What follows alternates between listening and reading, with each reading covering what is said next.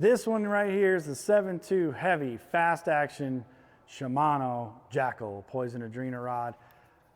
This one's not going to be a big surprise to me because I own this one. I've had this rod actually for a little while now. What attracted me to this rod early was picking it up, holding it in my hand. One, aesthetically, it's really pretty. I saw it when it came out. I wanted to try it out for sure because I saw 7.2 heavy, fast action with a carbon fiber rear grip, carbon fiber reel seat. I love fishing a jig and flipping a jig with a little bit shorter rod, like 7.3 and down, like 7-footers even, and stuff like that. I do a lot of Texas rigging with even shorter rods like that, especially a lot more in the past. So I wanted to try this thing really bad. So I'm familiar with this one. It's not like a lot of the other ones have been bending on the wall. I think this is one of the most underrated rods on the market as far as being a heavy line rod and being versatile as a heavy line rod. So if you're somebody who runs 20-pound plus fluorocarbon or 40-pound plus straight braid or braid to leaders and the big heavy weights or anything like that, this rod does a lot of stuff for you with that. I actually found this to be sort of a killer skipping a frog, fishing a frog around sparse cover, fishing a frog, walking a frog really fast, fishing bigger top waters that are single hooks or double hooks, not necessarily your treble hook kind of top waters, but I did a lot more of that with this rod than even fishing a jig like I intended.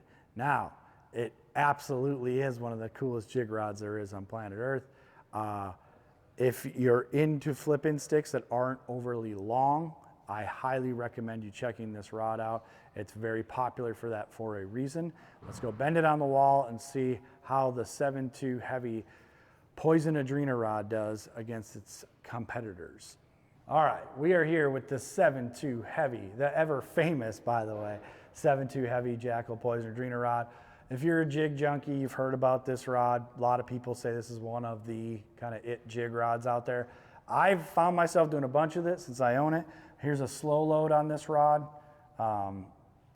It's, you know, a faster action rod. Got a lot more power than it looks like, I'm sure, even with the slow load I'm doing. Let me do a fast hook set for you. If you set the hook really hard and really fast, it gets little past that top third of the rod, but trust me, it's pulling back way before that.